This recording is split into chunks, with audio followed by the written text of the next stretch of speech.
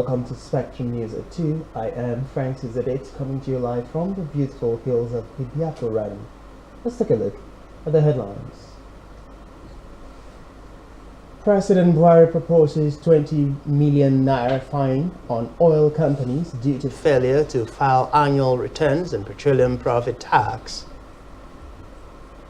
Governor Dom Emmanuel charges parents to engage their children in godly activities as means to institute acceptable behavioral patterns.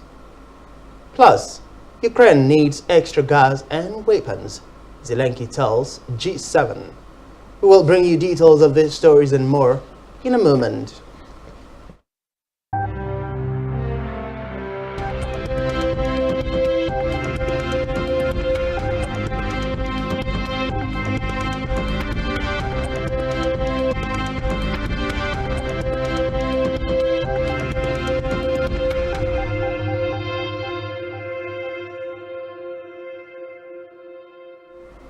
We begin the news this afternoon with a report that President Muhammadu Buhari has proposed stiff penalties of up to 20 million naira against first offenders among oil companies operating in the country which fail to comply with the provisions of the Petroleum Profit Tax Act. He also proposed an additional 2 million naira daily after the first offense. The stiff penalties and several other provisions, which include payment of tax on what the government described as digital assets, are contained in the 2022 Finance Act recently sent to the National Assembly by the President to guide the implementation of the Twins Act, Personal Income Tax Act, and Petroleum Profit Tax Act, amongst others. Meanwhile, President Muhammadu Buhari has said after leaving office he will retire to his hometown of Daura, Katsina State, far away from the epicenter of the 2023 political activities. Buhari said this when he hosted a delegation of Abuja residents led by the Minister of the Federal Capital Territory, Mohammed Bello, at the State House, Abuja, where the president also said he has only one house in Daura to retire to after his tenure elapses. In the Buhari administration expressed delight that the meeting held after it was halted for 2 years, 2020 and 2021, due to the COVID-19 pandemic. Away from that, the federal government has proposed a suspension of tax relief and rebate and other amenities for themselves. In the Finance Bill 2022, under consideration by the National Assembly, the government has sought amendments to the Capital Gains Tax Act, among which seeks to end reconstruction investment allowance and rural investment allowance, among others. Recall that President Buhari had last week, along with the 2022 Supplementary Appropriation Bill and 2023 Appropriation Bill. Meanwhile, the Minister of Works and Housing, Babatunde Fashola, has stated that the improved road infrastructures in public universities has technically improved students' desire to learn. He stated this during the inauguration and handover of some rehabilitated roads in Alex Akweme Federal University, Ebonyi State, and Yaba College of Technology, Lagos. The minister revealed that no fewer than 83 federal tertiary institutions across the country have benefited from road projects initiated by the ministry. The minister, who was represented by the Federal Controller of Works, Ebonyi State, Steve Oluwadum, and Omar Bakare, the Controller of Works in Lagos State, explained that the intervention work aimed at In another development, consignments of Colorado concealed in vehicles imported from Montreal, Canada, and packs of cannabis juice flown in from South Africa, meant for distribution ahead of the Yuletide, have been intercepted. In a statement by the National Drug Law Enforcement Agency NDLEA spokesperson Femi Babafemi, the agency said the drugs were seized at the Tinkan Seaport, Apapa, and Murtala Mohammed International Airport, Ikeja, Lagos State. Reports say no fewer than 12 suspects were reportedly arrested in connection with the two seizures.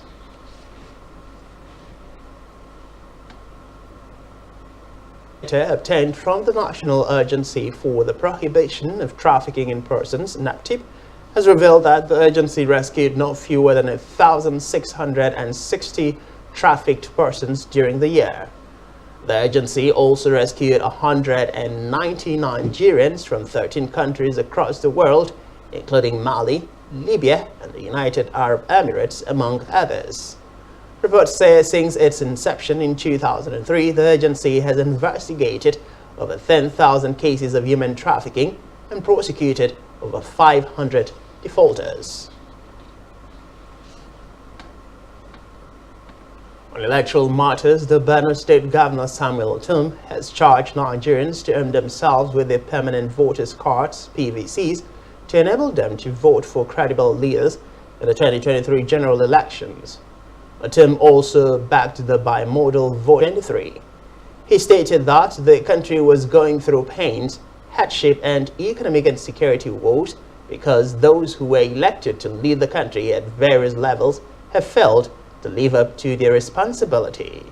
The BENUE governor encouraged the people to ensure that they participate in the forthcoming elections, saying, "This time, there is no snatching of ballot boxes, as the bimodal voter accreditation system BVAS will make a difference."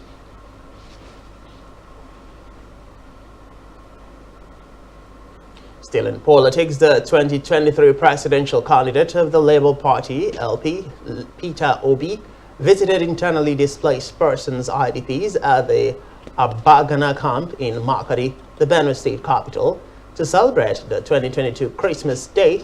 For them, Obi encouraged them to be patient and look to God for intervention, noting that he shared in their pains and losses, hence his decision to join them at Christmas when many families share love. He also challenged the federal government to resettle the IDPs so that they will move on with their lives.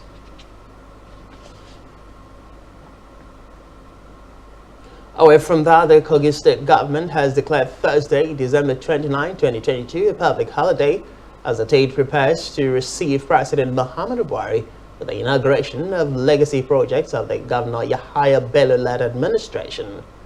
A statement issued by the State Commissioner for Information and Communication they were known for. The state government also urged all labor unions and security agencies in Kogi State to ensure full compliance. And back here, Akwa State Governor Dom Emmanuel has charged parents to engage their children in godly activities at tender age to order their path in godliness early enough as a means to institute acceptable behavioral patterns. Governor Emmanuel, who gave the admonition during a Christmas service at the United Evangelical Church, a Wayman Ona local government area, Akwa State, thanked the church for supporting his administration through prayers, maintaining that the great feat recorded by his administration could be traced to grace powered of United Evangelical Church, a Wayman. The Reverend Umomo said, "The gathering of Christians to celebrate Christmas signifies the entry of the Messiah in their lives and a secured future." Reverend Umomo said, God, having seen the reign of wickedness in the world, decided to send his Son, Jesus Christ, to redeem man out of bondage, insisting that it was necessary to commemorate the event by Christians. Government House correspondent Genoa reports that the church service featured thanksgiving and prayers for the government. We move to Africa, where the Ethiopian government has announced that a delegation has moved to the capital of Tigray today, Monday, for the first official visit by senior federal officials, more than 2 years after the start of a conflict in the rebel region. In a statement by the government's communications service said on social media, the group of officials led by the Speaker of the House of Representatives, Tegasi Chafo, is to oversee the implementation of the main points of the peace agreement signed on November 2 by the Tigrayan rebel authorities. Accompanying the next with a photo of the delegation composed of about 20 people on an airport tarmac since the agreement was signed. Representatives of the rebel authorities and the government have met several times, including a string mechanism which will also collect complaints of violations against civilians. Still in Africa, spokesman for the General Coordination for Refugees and Displaced in Darfur, Adam Regal, has said ethnic violence in Sudan's troubled western region of Darfur has killed at least 12 people over the past few days, noting that the clashes between herdsmen and farmers in the BENUE area in South Darfur by herdsmen to loot a motorized rickshaw known as a tuk-tuk in the village of Amori, killing one person. The fighting escalated over the weekend when herdsmen and the local population traded attacks. However, authorities have declared a state of emergency and imposed a nighttime curfew in BENUE to help stop the clashes. Regal said the aid group counted 12 dead in the fighting, and the tally could be higher as many villages in the area were either burned down or looted. Snow, high winds, and brutal cold in most of the U.S. this past week has killed at least 37 people and left thousands without power on Christmas. Reports say the worst impact was around Buffalo, New York, where 43 inches of snowfall as of Sunday morning, according to the National Weather Service. Meanwhile, New York Governor Kathy Hochul has called it the most devastating storm in Buffalo's long storied history due to its power, and freeze warnings are in effect across the South.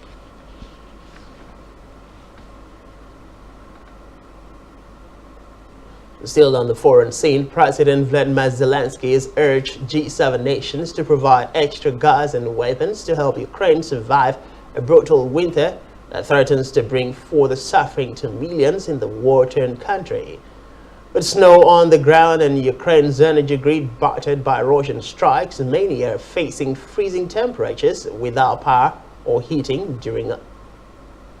During a video conference with the G7 Club of Wealthy Nations today, Zelensky said Ukraine needs about 2 billion cubic meters of additional gas to get through the winter. However, Zelensky said Russia still has the advantage in artillery and missiles.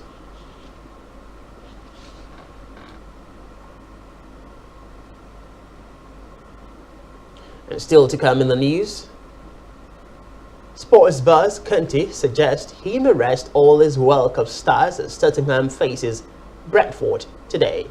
Please stay with us.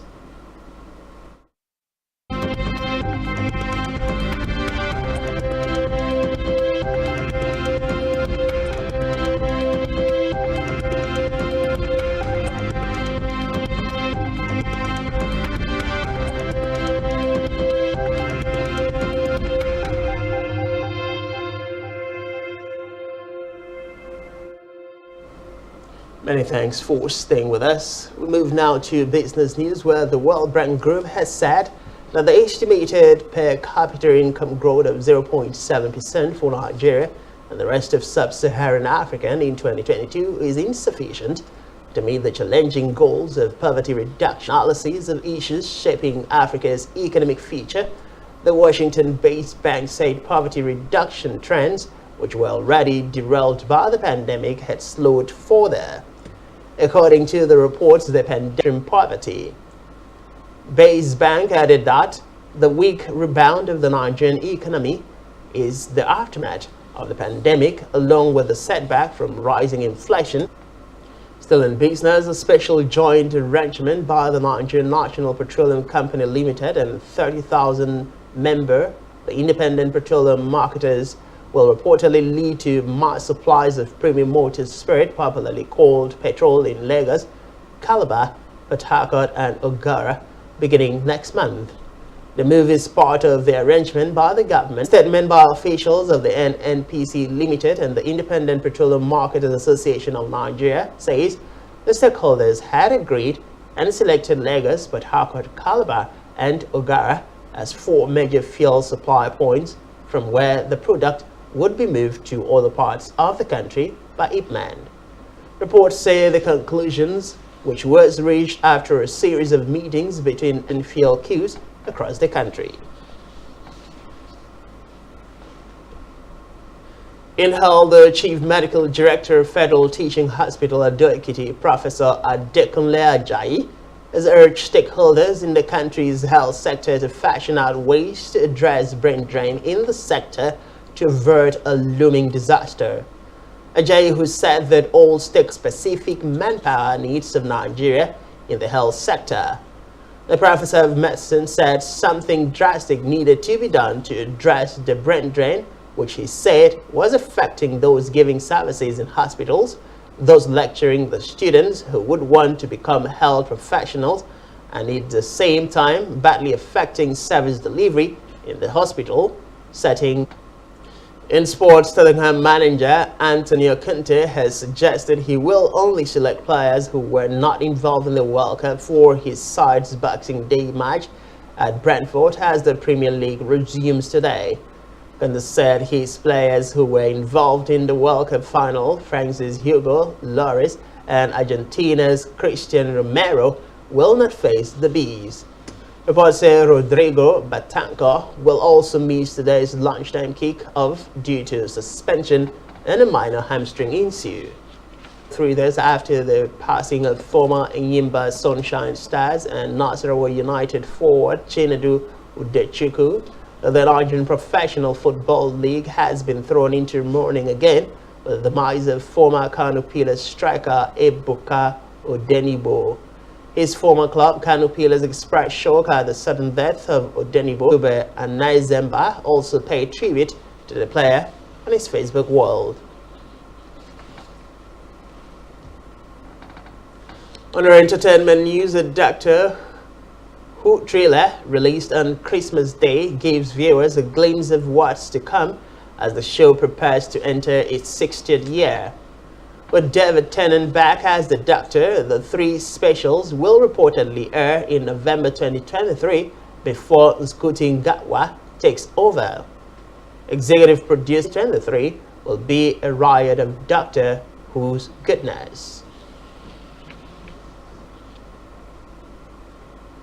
Still on entertainment, Nigerians have reacted to singer Wizkid's comment on his last paid concert in Lagos.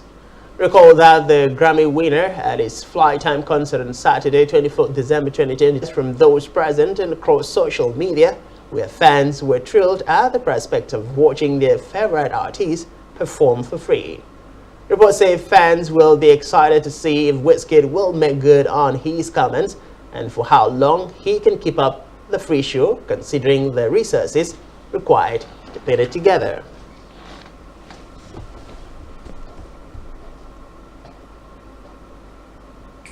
And that's all we have for you at this time. Do ensure to follow us on social media. And you've been watching Spectrum TV News at 2. Many thanks for watching and do have a great day.